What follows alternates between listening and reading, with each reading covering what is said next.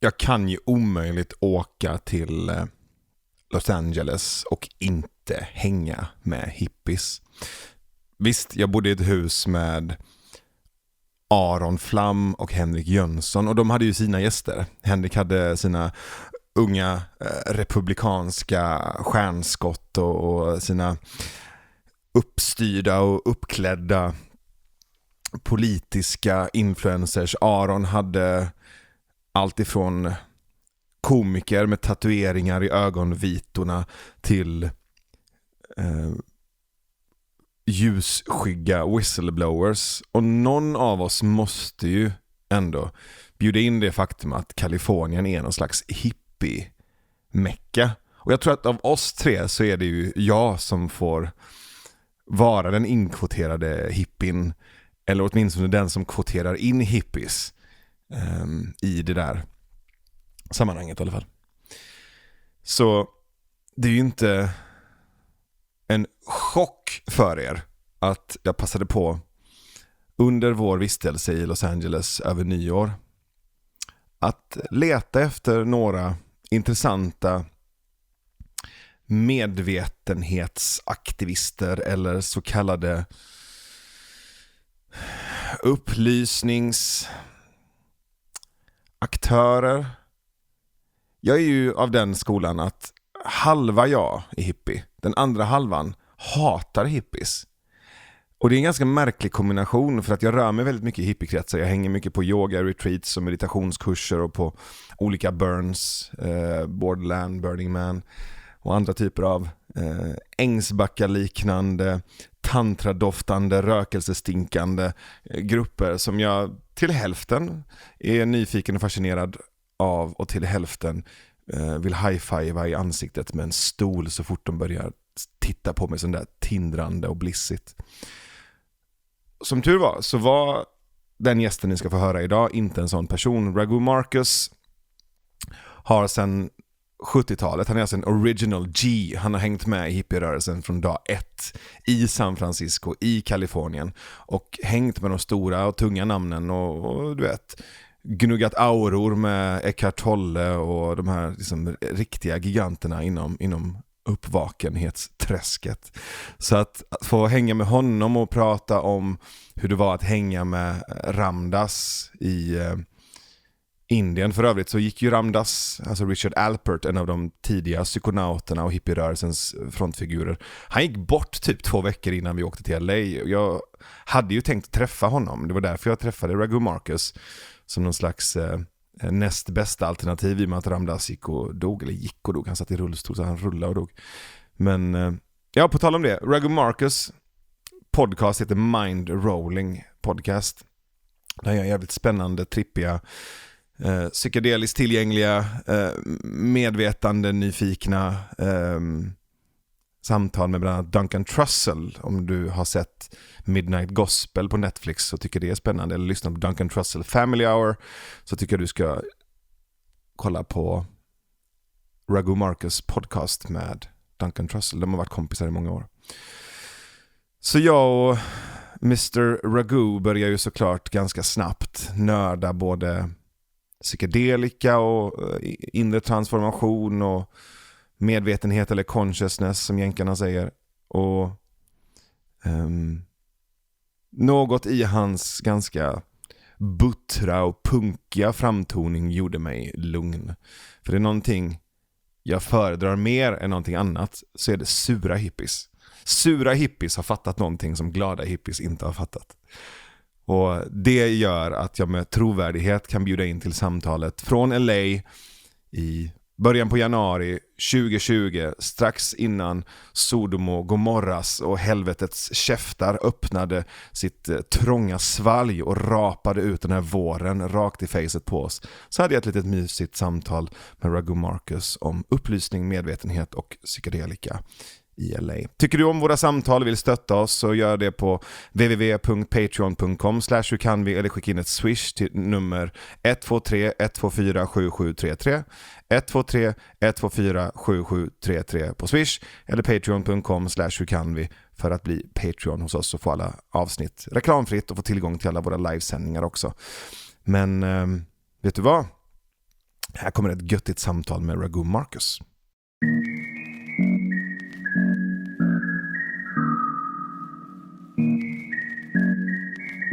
So, let's start at the top of my curiosity. Please tell me about your name, Raghu Marcus.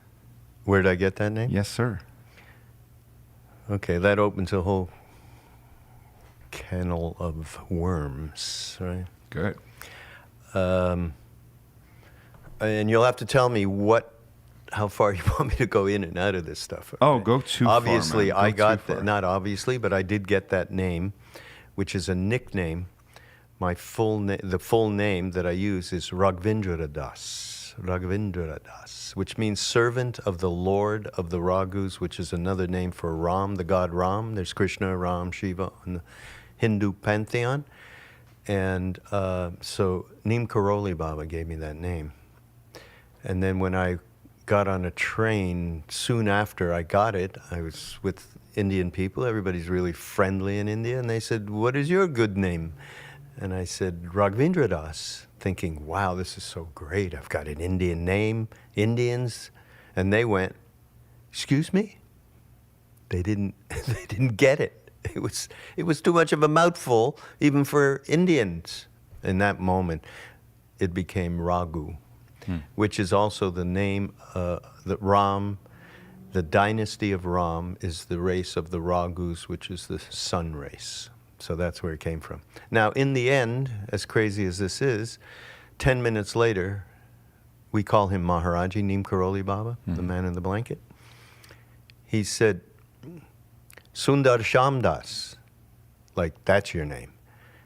And Sham is another name for Krishna.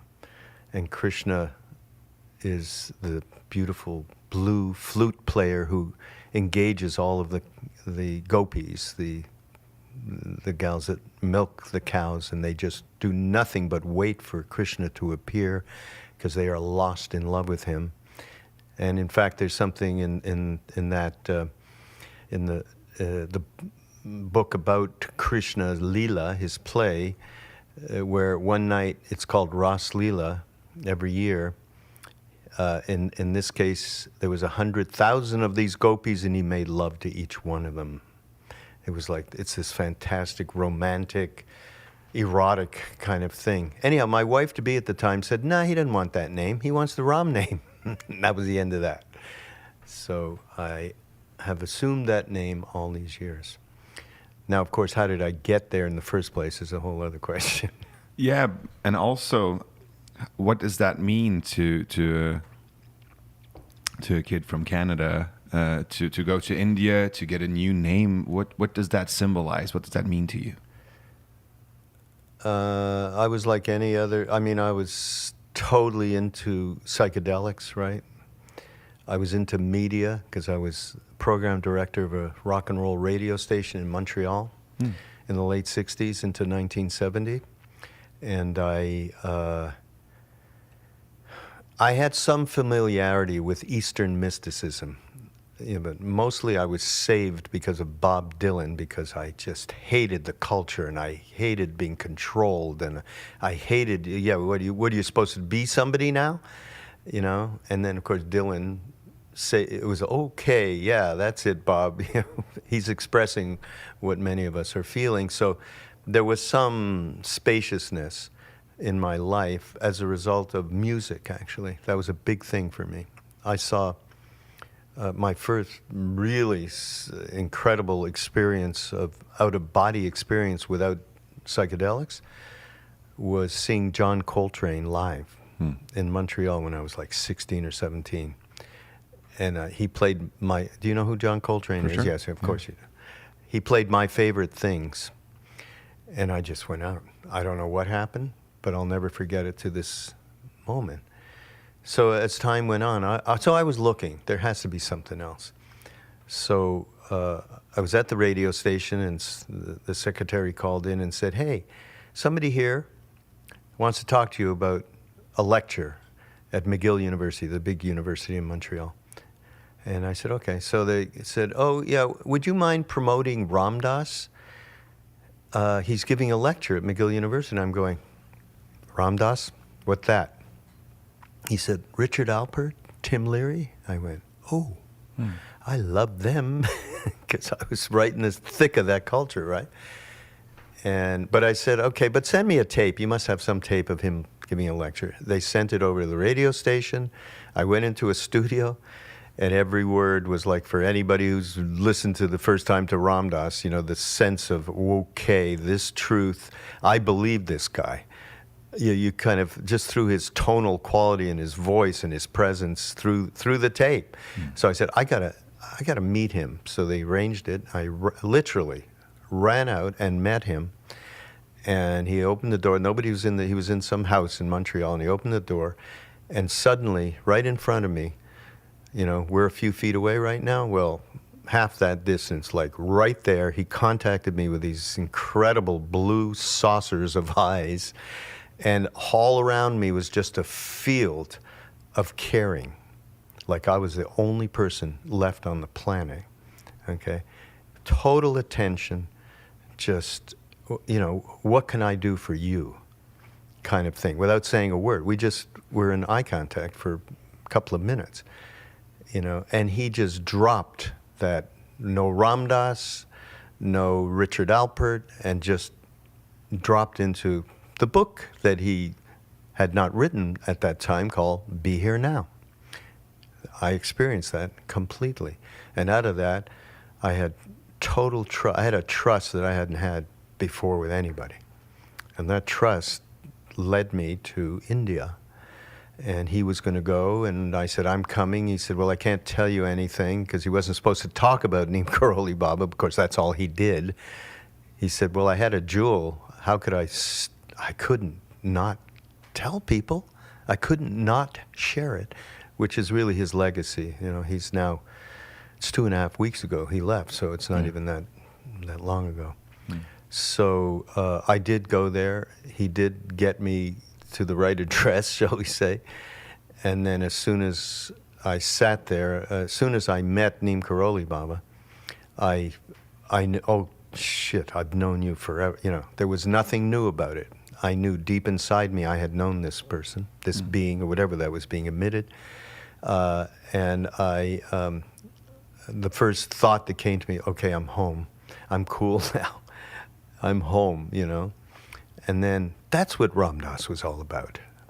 I knew that he was just an open channel for whatever that thing is, which we have no real understanding, because it was an it rather than, there was nothing going back and forth like all of the people that we meet in life on a date, including our parents and anybody, where it's a two-way street. You know, we are relating to a somebody, and they are relating. This was a nobody, which begs to this, you know, the movie I just mentioned to you, Becoming Nobody, which Ram Dass did in that moment with me.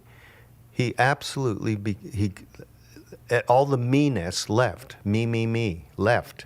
There was nothing that he was interested in from me. It was only, what can I do for you? And it was that pool of kind of unconditional love, which is what we got that moment that I met Neem Karoli Baba. So everything that happened after that, names and all the miracles and all of that, was just really about completely destroying this idea that I am this thing that's in my head. And he did that on a constant day-to-day basis by telling us shit that nobody could know about our lives. Not just past or present, but the future.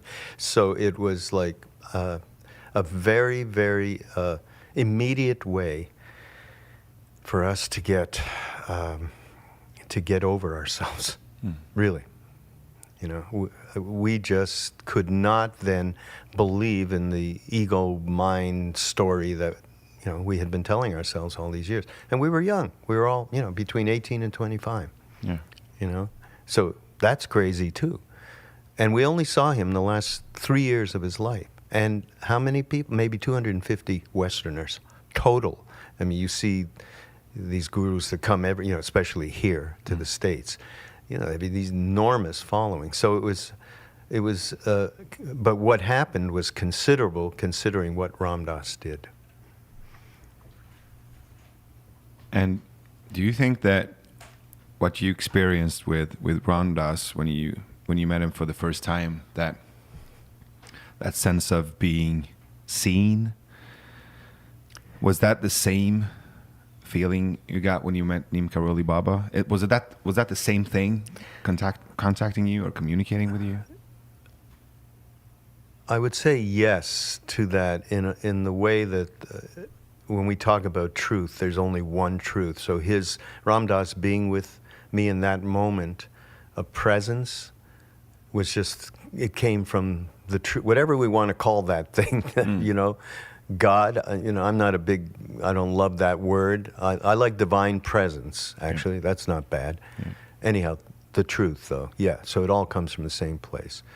On the other hand, Ramdas was not living in that place 24/7. He was not, in terms of, 10 minutes later, he might have, gotten cranky at the guy that was giving him the microphone at the lecture, God knows what. But so the reality is, Neem Karoli Baba was what they call in India a siddha, a completely finished being. There's no subject-object going on whatsoever. And I've never met anybody like that except Ananda Mahima, who is another great saint in India, and the 16th Karmapa, who in the Tibetan tradition there's the Dalai Lama, the Panchen Lama, and the Karmapa are the three of the great beings that reincarnate, from life to life. And I did have our darshan meeting with him, 16th Karmapa, and when I got real close to him, because it was going to be individual, he puts this silk scarf, if you've ever seen the Tibetan stuff. Yeah. And as soon as I got close to him, I said, holy shit, this is Maharaj, this is Neem Karoli Baba. Whatever that thing is, was in that body pool, whatever it was. So it's a pretty rare thing to no longer be in subject-object and have prescience and all that stuff. So yeah, that Ramdas did not have that. A friend of mine calls that act getting out of the way of your, getting out of the way. Getting out of the way. Yeah, good. Getting out of the way. And being able to make place or make space for that thing or that something to communicate through you, and that connects, I think, with what you said about being a nobody, getting rid of that. Yep, getting out of the baggage. Way. Yeah, I mean, and we can all do that. We all can do that. We can do the practices that are necessary to kind of leverage yourself out of the belief systems that you've been subjected to, from parents to teachers to culture to all of it, from past lives as well. So that's necessary and all possible. A being like a Neem Karoli Baba, that is not possible necessarily. Certainly, this is a gazillion lifetimes or whatever. I don't know how it works, but certainly that's a different level of it all completely. Yeah, I mean, and he seemed to me like a person who was very clear on his path and what to do. He was 12 when he started to consider himself, walking the path of a sadhu when he was 11, 12. Yeah, he took off and he went into different. It's funny, it seems like these beings, when they come in with what they got. He is that thing. Right. And then, but they seem to have the body be able to encompass it. So they need to do long meditation stints in caves. He did a long one in a lake. He just sat in a lake for some time. And then that happened, through maybe half his life, maybe till he was 40 or something, 35, 40. But then after that, nothing. No practice, I mean, we used to see him. He would do this. He would do mantra with his hand. Not, I have a mala that you do Ram Ram Ram, whatever. He was doing it through his digit. So we used to see him sitting there just doing this kind of a thing. So he, and he was telling. He always said, just Ram. Take Ram's name and everything will be accomplished. Stuff like that. Yeah. So, but there was no lectures, there was no talks, there was no nothing. It was just instant whatever was going on in the moment. Or, of course, we asked some questions. Right. And one famous one that my friend Krishna Das, I'm not sure if you know I who met he- him. You met him Krishna like Das?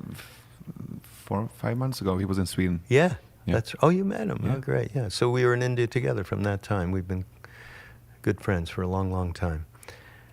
And so, yeah, he, God, I mean, we used to sit around there. Everyone thinks, wow, you're with this incredible being. Wow, every day must have been just this glorious fun fest, right? Of bliss. Not, because it was such an incredible mirror, Yeah. right? That you really saw the junk. I mean, it was horrifying and depressing. For sure, yeah. He and I used to go by the river and just bemoaning our fate. Oh, we're pieces of shit. How did we even, that kind of thing, all the self-deprecation stuff. So, yeah. I mean, one thing I remember from the whole Krishna Das, it was a 4-hour. He was talking, he was answering questions, and we were chanting and singing.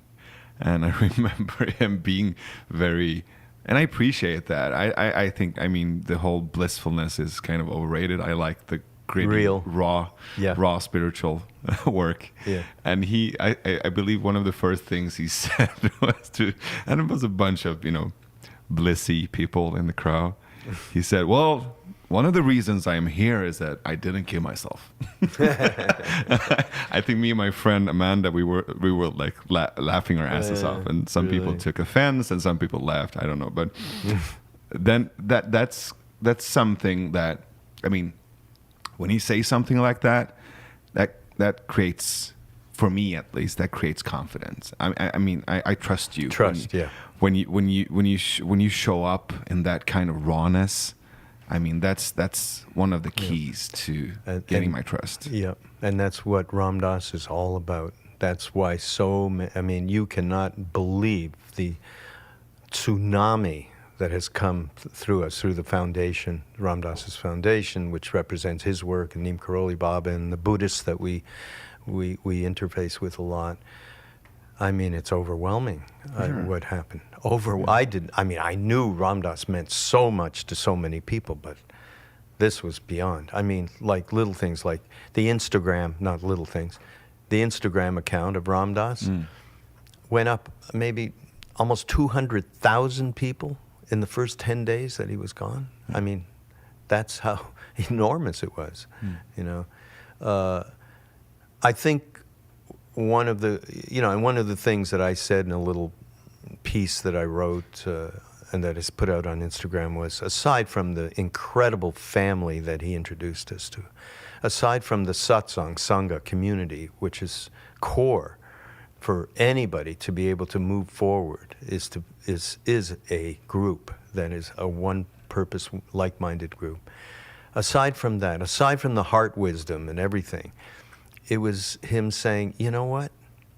It's okay to fuck up. It is. It's okay, And we don't have to be killing ourselves because of the dark thoughts, because of the screwy motivations that we have, because of our self-interest that we see. It's okay.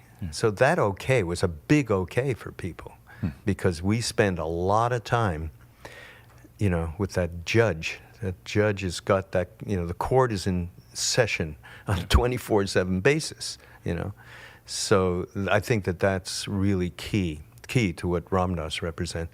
And that all comes from Neem Karoli Baba. It's no BS, it's really grounded stuff. I mean, like people would say, Maharaji, how can we get enlightened or raise our kundalini and all? You know what he'd say? Feed people. Okay? No, here's the secret mantra that'll get you there. Feed people. Yeah. Love, Ram Dass, love people and tell the truth. Yeah. Be of service. Yeah, exactly. That's how you're going to get there. And then the other thing I was going to say, because that's what reminded me of Krishna Das, that he's abducted my story which was I said to Maharaji, I figured it's the second or third time I was with him. I figured you're with a Hindu guru, get a mantra. What else, right? I said, well, but I put it, how should I meditate? I said. So you would expect him to say, do Ram, Ram, Ram all the time and you'll... He said, meditate like Christ. When he was nailed to the cross, he felt no pain, only love. He was lost in love with every sentient being.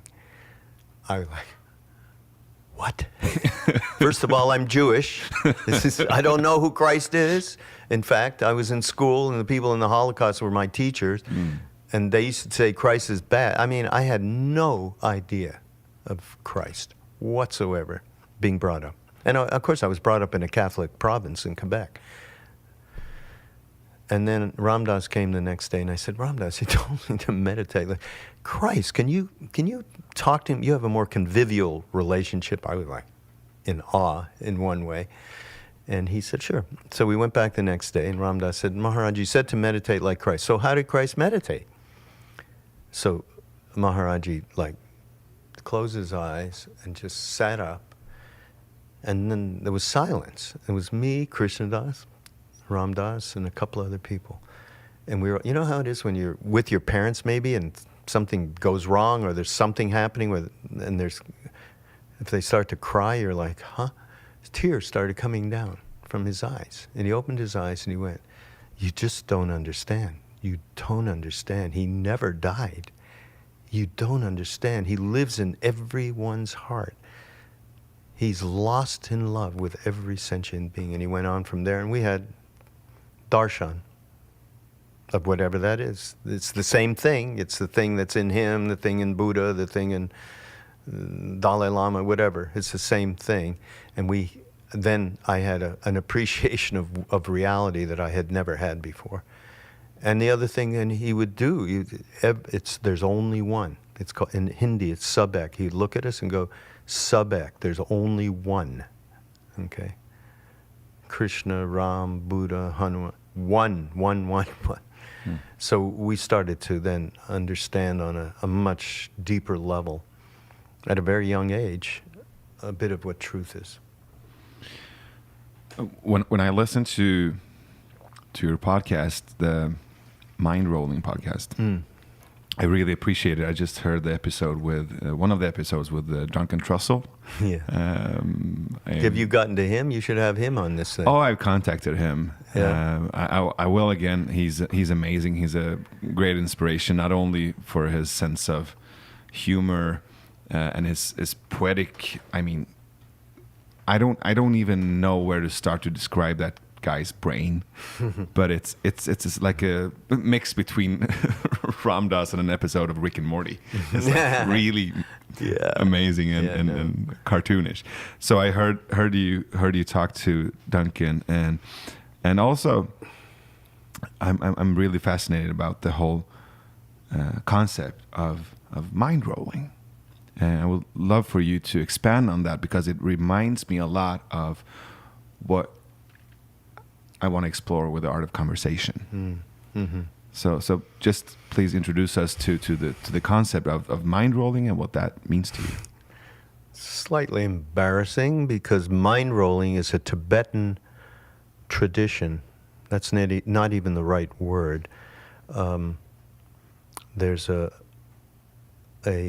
lama who's a woman, Khandro Rinpoche, incredible teacher, speaks perfect English. Is in Europe a lot. She's somebody, if you can ever get around to. And she represents the mind-rolling tradition, which is, God, I don't even know I can't remember the exact definition, but it's something like revealing the truth of who we are. Is basically it. Sorry.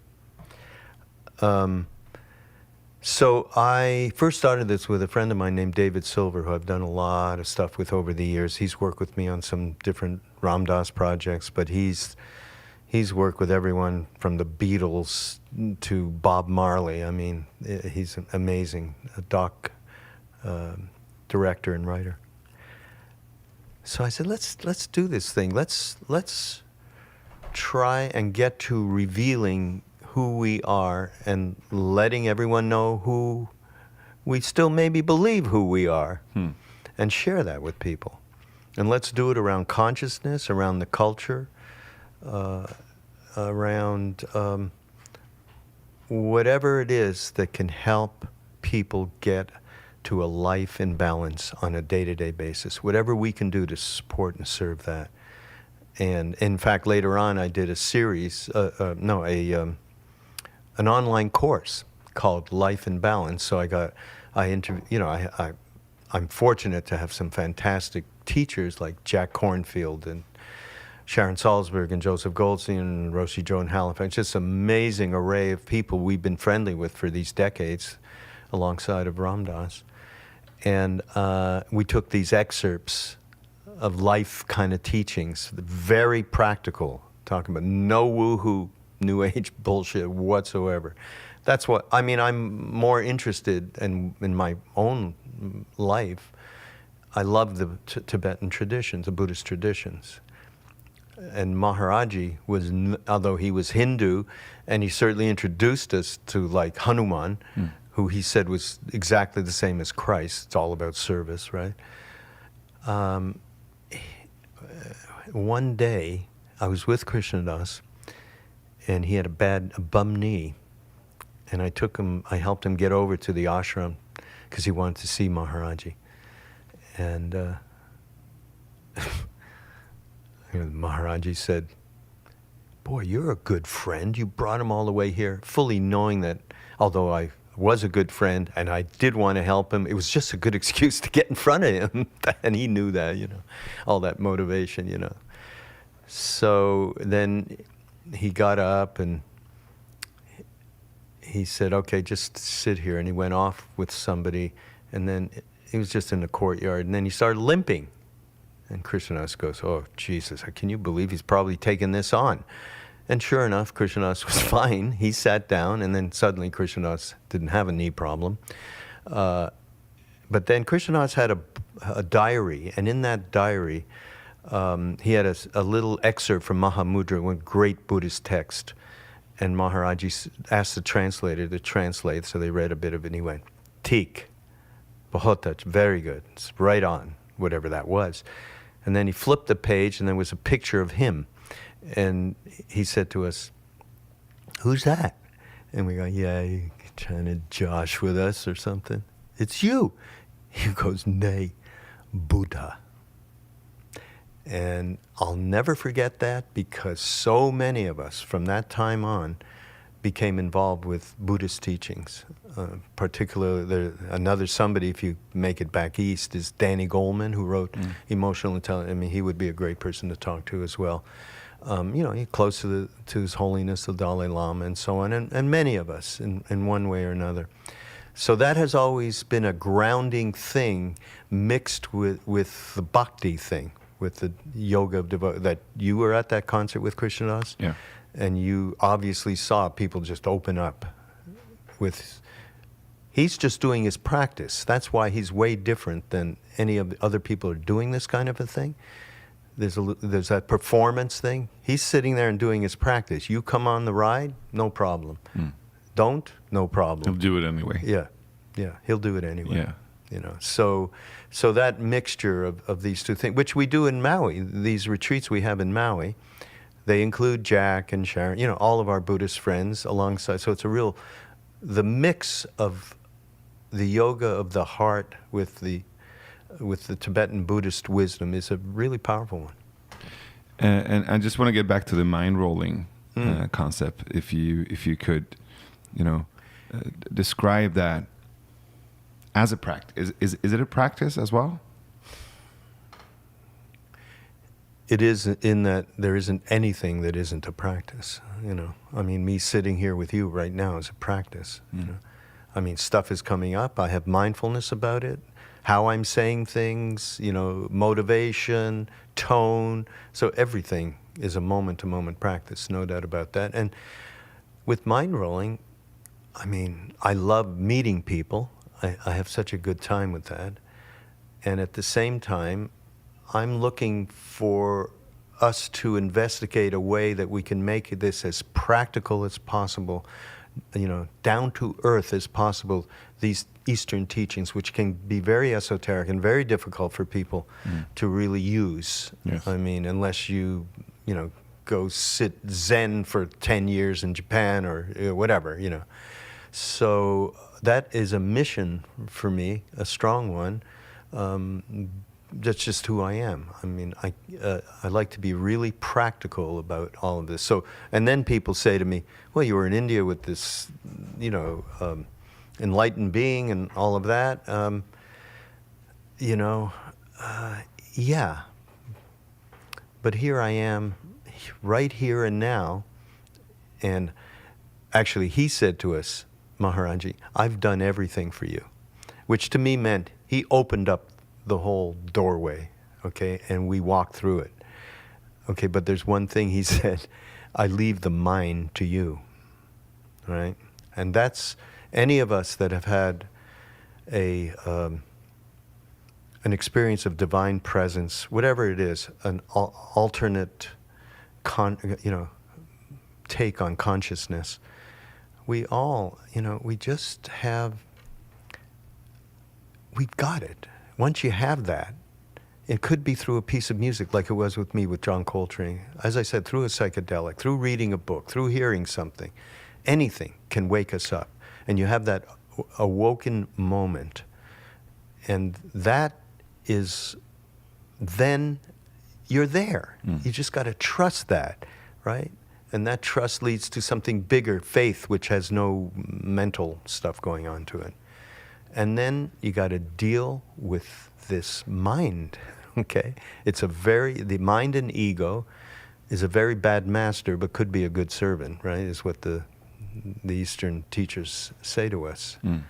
So mind rolling really, for me, is that experience of bringing that consciousness into us in a way that we can practically deal with our day-to-day lives. Not some, okay, I want to go to India and meet an enlightened being and everything will be okay. None of that bullshit. It's right here and now. And because of the internet, it's all available to us. These teachings are all available to us. So certainly podcasts are one major way this is happening. I see it with the Be Here Now network and all the podcasters we have on it. I mean, the growth is phenomenal. When I heard the term, it sparked something in me, and I always try to think in images and metaphors help me to understand more, like the more abstract concepts. So when I heard the term of mind rolling, I thought of it like, so walking through life is and believing in who you are is wearing a pair of shoes. Yeah. And you think that that's the only pair of shoes you got, and they're glued to your feet. Yeah. And then something happens. You listen to John Coltrane, or you go to like Vipassana, as I did, and you get a slap in the face, and you drop your shoes, and all of a sudden you're standing there with no shoes on. And what happened to me and a lot of people I talk to is that you're desperately seeking to find another pair of shoes. It's like, oh, these pair of shoes didn't work, so now I need to find another pair of shoes. And you do that, and I did that. I found another pair of shoes, and I just started all over. Yeah. And then I got rid of those, and I was, bare feet again, and I kept looking for another pair of shoes until I didn't. And I just went, wait a minute. What if I don't wear shoes? And that to me, I mean, talking about the rawness and also the darkness and all these, this inner voice mastery or inner voice negotiation. A lot of negotiation, yeah. It was like I went to this retreat with Adyashanti in the fall in Holland, and he told me that. So, what happens if you respond to that voice and call it sweetheart? And that really changed things up for me. And because that voice wants me or is so startled by me walking with no shoes on, it wants me to, you know, decide, like, are you this or are you that? Are you wearing high heels or sneakers? And not choosing, not deciding, not believing in that illusion of choice. That's what I think about when I think about mind rolling. Yeah. It's like when people try to put things on you, or you try to put those labels on yourself, you know, just rolling and not choosing is I mean, practice. For us, the practicality of that name is moving along and not getting stuck. And just exactly, in fact, I'll take that definition and redo our bio with it, okay? No, that's great. Yeah, but that is it. Absolutely, that is it. By the way, I did a podcast with Adyashanti, actually. If you like him, it's a good podcast. Yeah. I love, he says at one point, when he was growing up as a boy, he couldn't understand why all the adults around him, there was always this kind of, it was intense stuff, anger, this, that. I don't get it. He kept thinking to himself. Then when he got a little older, he said to himself, and this is like, I think, a 9 or 10-year-old, he said, oh, I know. These people really believe in their thoughts. That's it. That led him into meditation, right? For many, many years. I mean, he killed himself trying to meditate his way through this until, I don't know if you know his story. Yeah, for sure. Where he said, okay, screw it. I'm not doing this anymore. And as soon as he let go, he had an awakened experience. Yeah. He's a wonderful guy. He is, and he's also, I mean, when you talked about that kind of presence, I mean, spending 5 days with him was something. Yeah. No, and it's not. I said to him, you know, I think this, because I have a problem with the non-dual folks, that the people that they're, you know, lecturing to and so on. I mean, many of them, I feel, are just miss the boat because they just get into their head. You're already there. It's in you. It's present all the time. You just need to connect with it. Oh, good. I'm connected. Next. You know, I'm being very simplistic and I'm being slightly negative, which I am about this stuff. And I said to him, so this non-dual thing, you know, what? He said, you know, when I started teaching, I didn't even know what non-dualism was. You know, it was just about being present in a way that people aren't. And he very much, grace is something to him, which is outside of non-dual thought. Heart is something to him. So he's a unique combination, Adyashanti. I mean, something else that sparks my curiosity is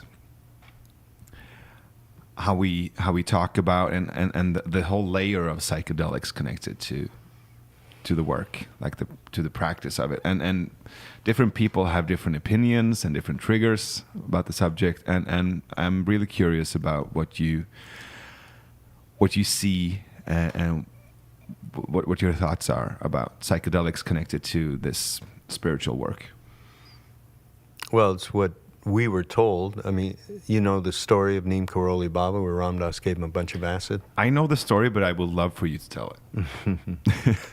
Well, when he was there the first time, Maharaji said, you have some medicine?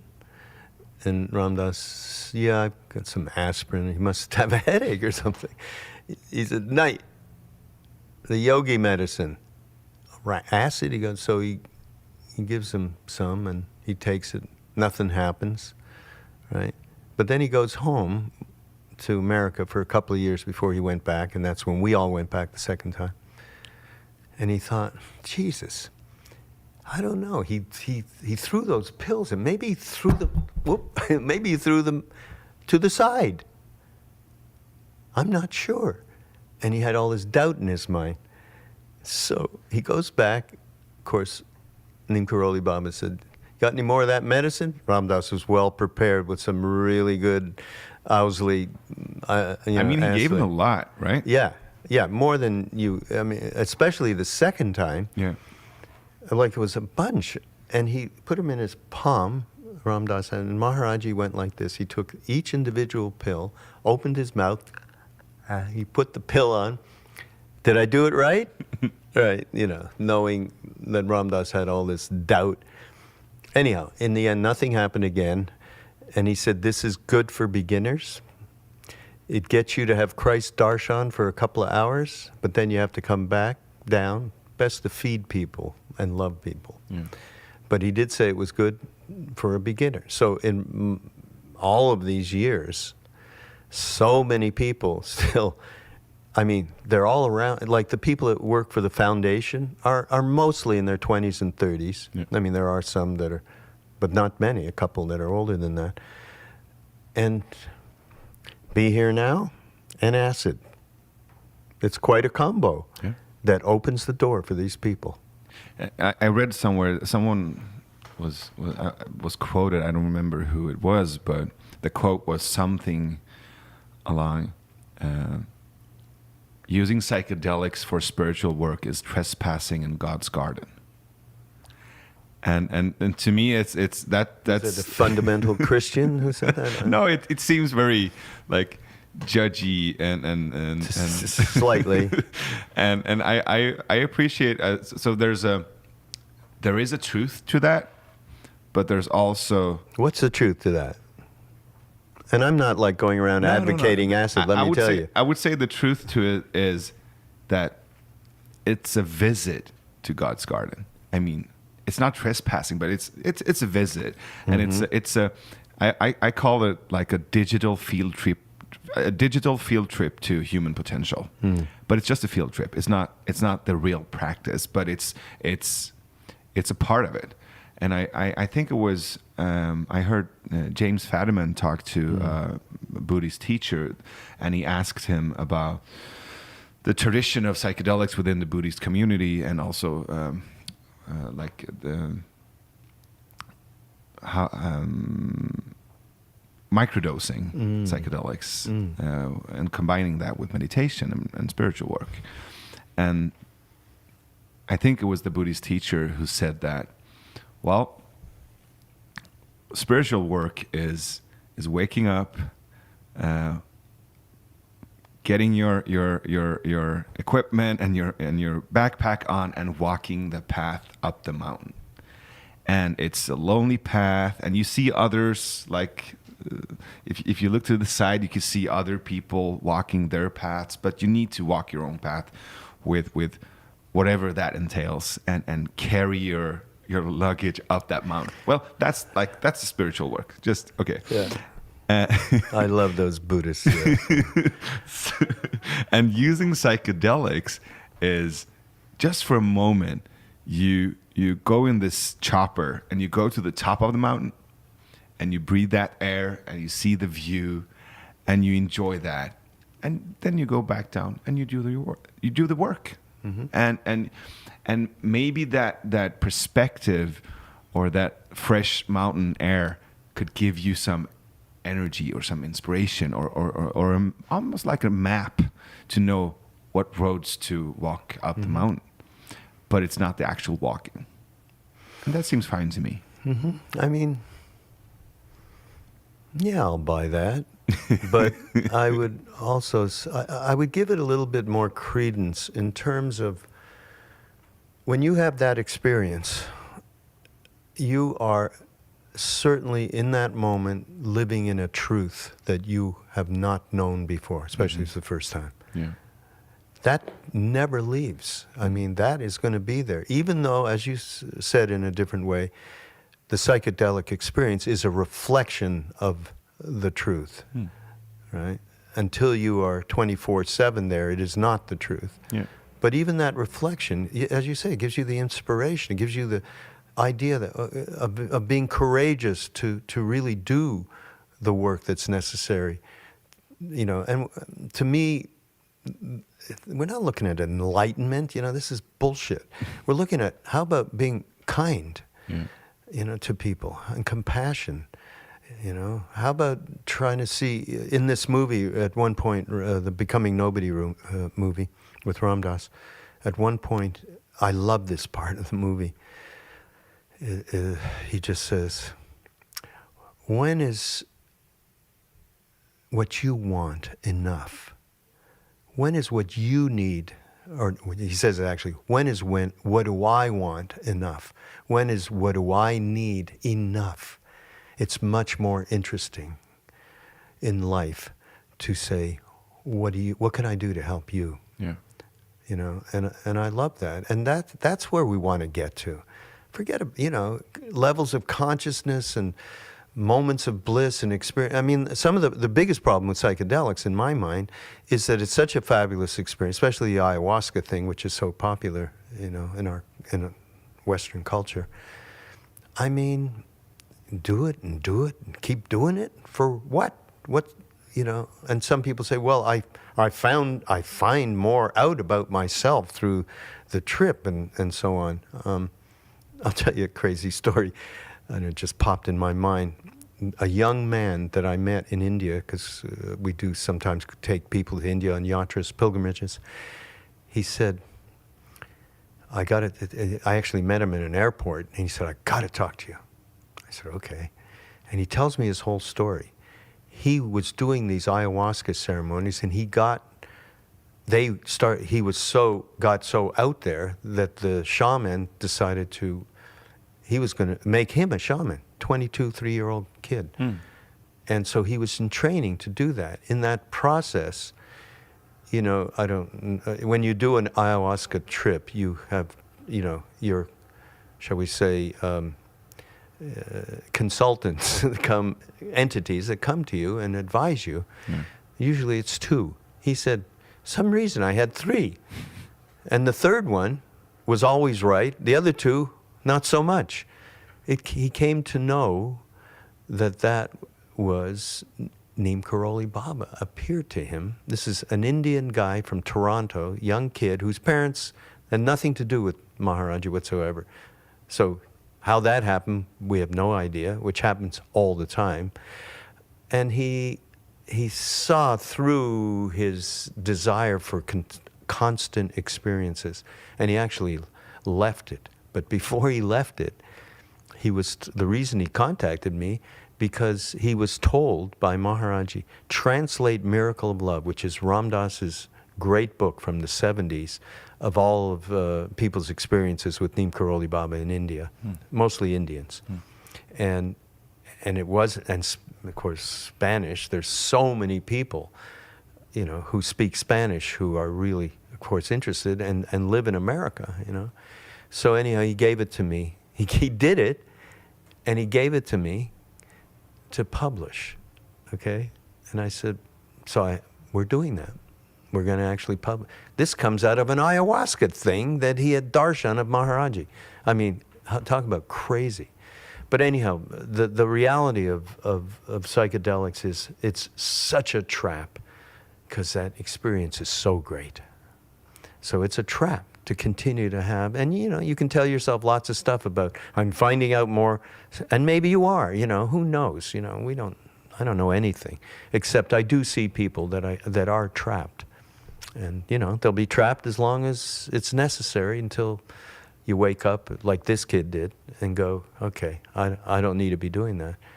So, I mean, anything could be a new pair of shoes. Yeah, anything. Right? Anything. So, but this is very, very compelling. It is. I mean, I see that phenomenon even in the spiritual community where people create a new identity of being a seeker. Yeah, right. Well, if the big bypass. Yeah, but I mean, if you create a new identity by being a seeker, you'll never find it, right? Because you need to keep seeking, or you keep being a fan of this or this guru. Yeah. Yeah. It's like, do you know Jed McKenna? Jed McKenna. Yeah. Oh, he's not related to Terence or his brother. No, I think it's a pseudonym. Okay. Some people believe that it's an alter ego created by Adyashanti to be able to be playful, but I'm not sure. So my favorite books with Jed McKenna is the Spiritual Incorrect Enlightenment trilogy. And Is he's it Jeb or Jed? Jed. J-E-D. J-E-D. McKenna. You should definitely look him up. He is like, in the same tradition as I would say Gurdjieff or Oh, really? Osho, like really Wow. funny and kind of trickster-like. Uh-huh. And he makes fun of the whole spiritual community, but is still very, very on point. So he talks about the guru trap, and he says that you could actually take all the questions that the students ask the guru and narrow it down to one. They're actually asking one question, and the guru is giving one answer. And the question is, am I doing this right? And the guru says, yes. Or no. Or no. I mean, but in his idea of the guru was like there's so the fake guru says yes because that guru wants the gig. Yeah. He wants you to come back yeah. to him as a set of shoes, like as an identity of a seeker. The guru needs the crowd, and the crowd needs the guru, and that's the guru trap. Like a real guru or a real enlightened being doesn't want you to do anything, doesn't Right. want you to come back or to be there. So there's all these traps. I mean, you need to, if you want to use the mind rolling metaphor again, you could get stuck in the community as well. Yeah. Oh, absolutely. And that's where the bypass stuff comes in. You're just taking that ego, and now you're a spiritual ego, you know. But you know what? For everybody, it's just got to play out. You look at people and you go, boy, you're stuck there. Ayahuasca, you're taking that, you're going every weekend on a quest. Oh, you're going to be a chanter now because maybe you were a rock and roller earlier in your life and that didn't work out. Now you can do that. Whatever way it is, and there's plenty of them, right?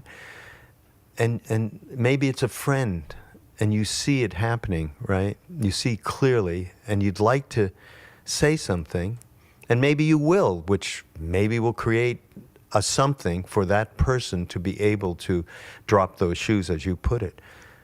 On the other hand, for the most part,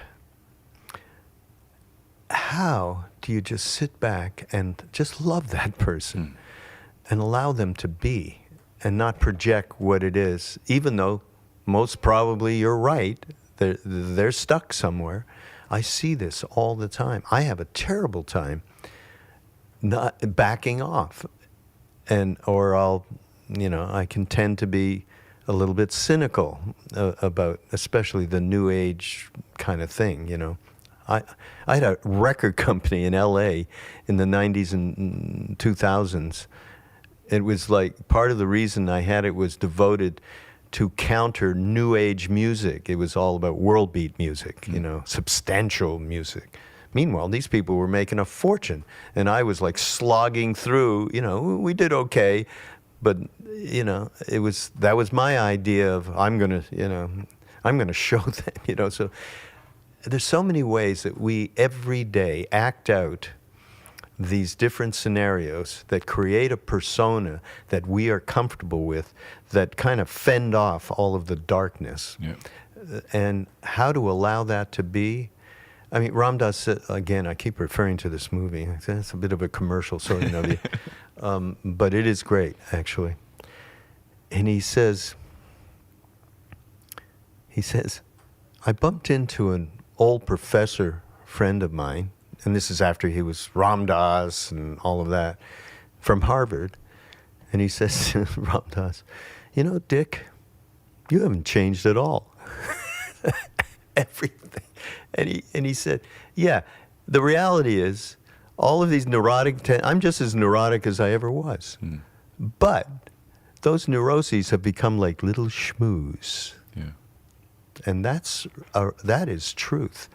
And so that gives us a little bit more space to, it's okay, we're human, we're going to screw up, no problem. At the same time, aim for, you want to raise Kundalini, as Maharaji said, feed people and love them. Yeah. I mean, I 6 years ago, I met this man. His name is Björn, and he Björn Borg? No. Not Björn Borg. No, we have several. I'm a big tennis fan, so. Oh yeah, cool. And so this Björn is I consider him to be my big brother. He left Sweden when he was 25 and went to Thailand and joined the monks connected to the forest monk tradition. Yeah, like Jack Cornfield, that's his tradition. Yeah, exactly. Yeah. And he was practicing Buddhism there for 17 years. So he just left a really successful position as a manager at a huge Swedish corporation, and he was doing really good, but he wasn't satisfied or felt that his life was going in the direction he wanted to. And he always tells me that you can you could be enlightened and you can go to like monasteries or temples and retreats, but it's that weekend when you go back home and meet your parents. That mirror, famous. That mirror is harsh, man. And when I met Björn, I had this image of someone being awakened or being like this spiritual mature person, and I was kind of disappointed because he was so whiny and neurotic and anxious. I was like, oh no, I was wrong. He's not mature. He's not this. He's not that. But during the years, I really learned to appreciate that, and he taught me so much about allowing those parts in myself as well. Fabulous. And now I look back and see that as a gift, as him being so whole as a human being and allowing not only himself but also allowing me to be more of me. And he says every time I'm anxious or stressed or neurotic, he just laughs and kisses me on the cheek and welcomes that. And that helped me a lot to be able to invite those parts of myself as well. I mean, it sounds just like my experience when I first met Ram Dass. Just allowed me to be okay with all of that, all of those parts of us that we constantly are judging or ashamed of, all of the things that we do. So, and that makes me curious. How was it for you when you came back, when you met Neem Karoli Baba and you came back to your mom and dad? How was that experience? How did they? Did they have any fears or triggers? I said, Mom, my name's Raghu now. Do not call me Mitchell ever again. Some crazy bullshit that I put on her, and I'm poor mother. But in the end, every member of my family, my mother, my father, my brother, my sister, their partners, was with Neem Karoli Baba. My mother with Siddhi Ma after, who was a great saint that Maharaji left for us and just left 2 years ago, actually. My entire family are devotees. So I had a very unusual experience that way. Wow. Right? It wasn't like going home, like Ram Dass went home and, oh yeah, Rum Dum's back, that kind of a thing. I mean, he ended up having a fabulous relationship with his father, more when he was moving towards death and all that. But no, my experience is so far off.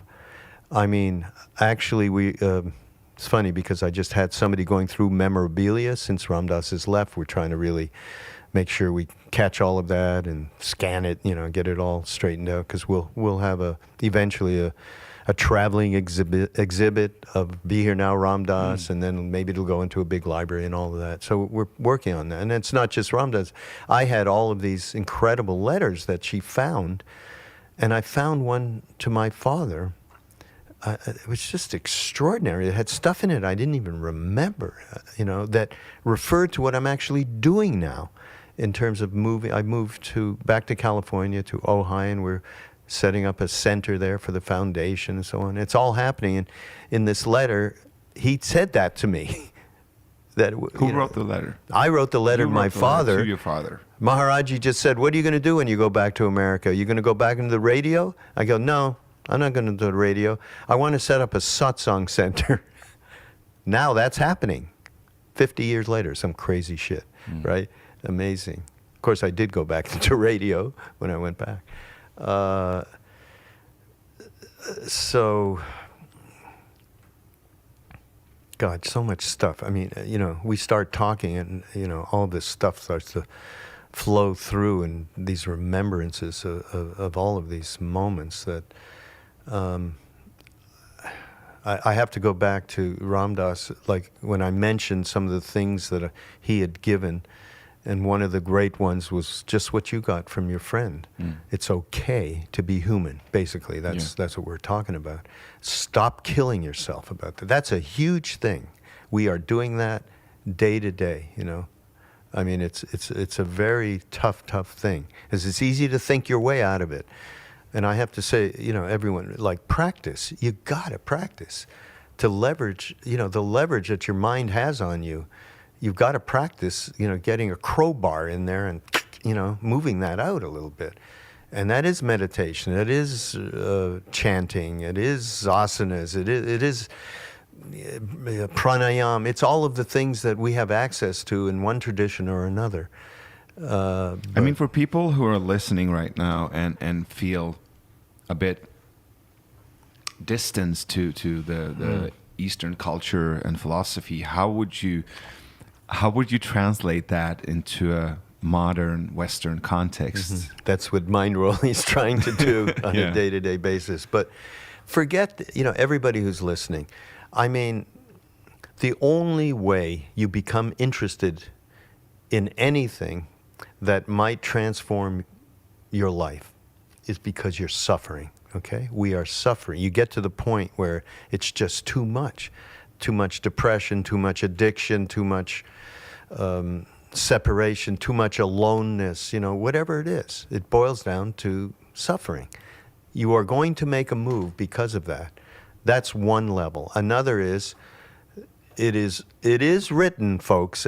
If somebody like a Neem Karoli Baba or an Adya Shanti, who is a very aware, is not in the same league, but is a totally aware person, suddenly you're going to be aware of them, and you're going to go to a talk. Something's going to happen.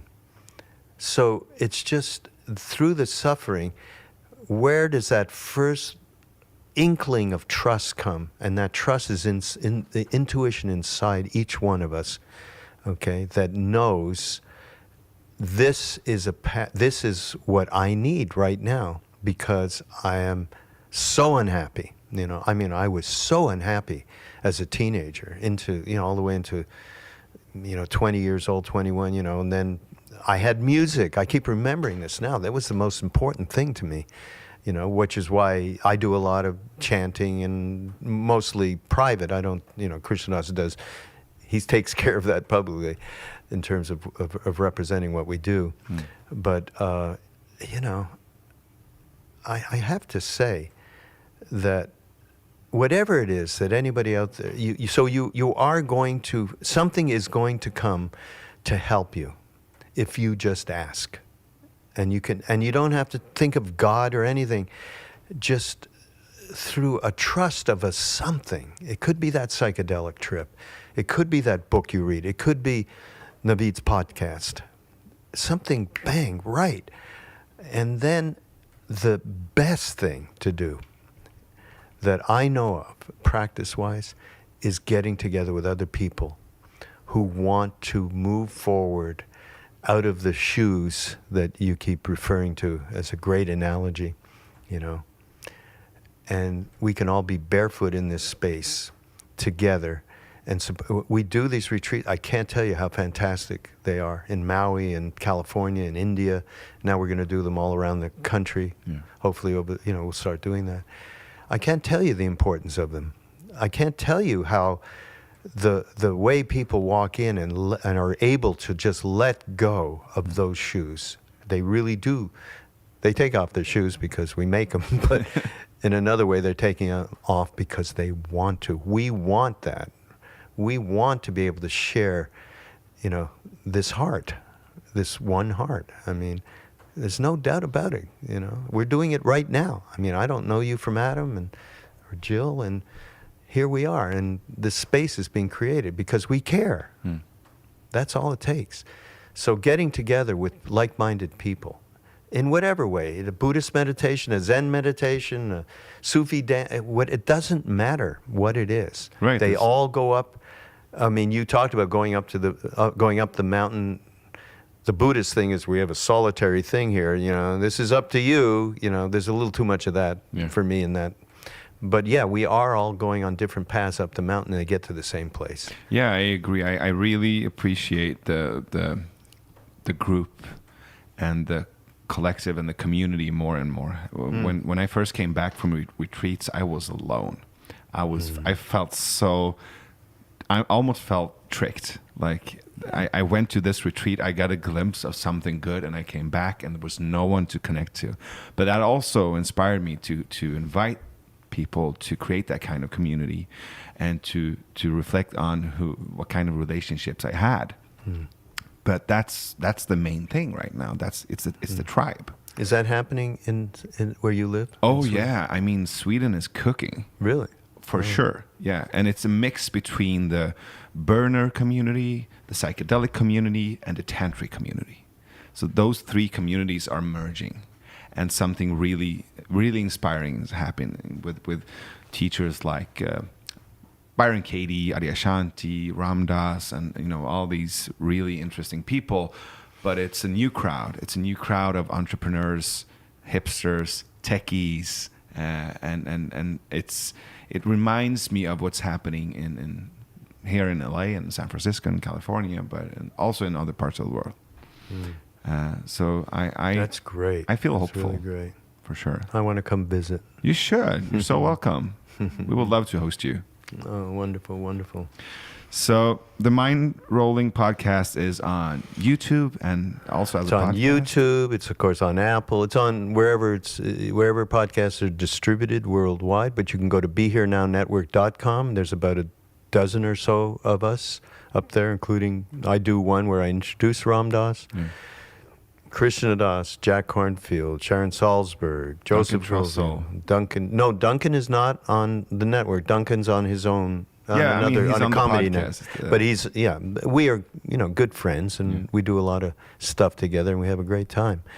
Yeah, Pete Holmes, I get in a lot. Pete, these are people that have been coming to the retreats in Maui, basically, and in Ojai, and just being part of the family, And we'd love for you guys to come too, by the way. We would love to come. And we'll talk about that. I really appreciate our conversation. I know you need to go soon, but in the end of every episode, we ask our guests to recommend someone they would like to hear on the podcast. So who would you like us to invite here? On your podcast? Yeah. Good. Narrow it to one?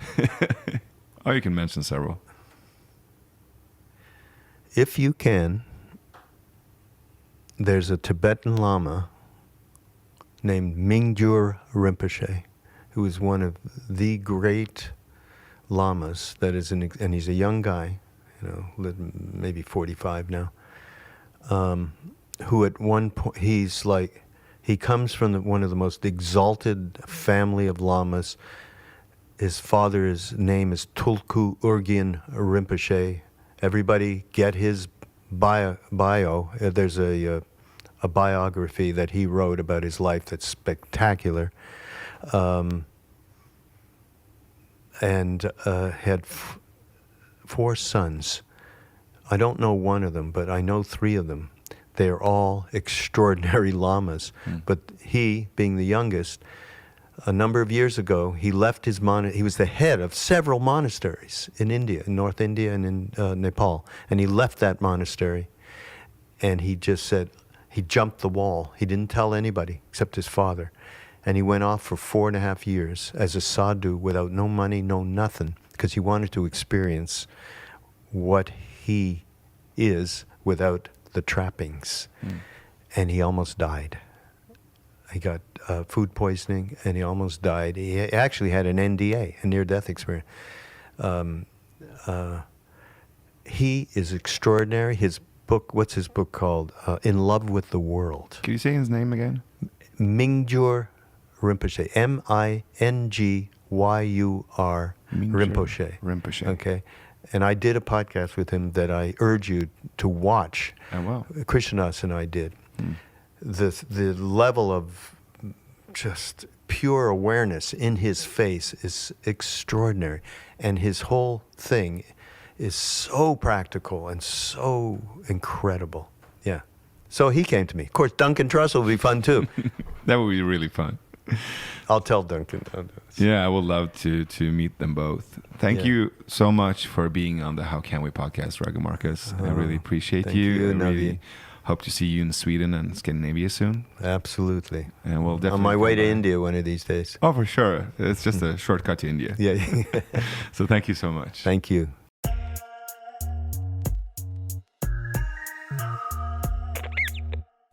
Så, nu har du lyssnat, förmodligen funderat, kanske känt.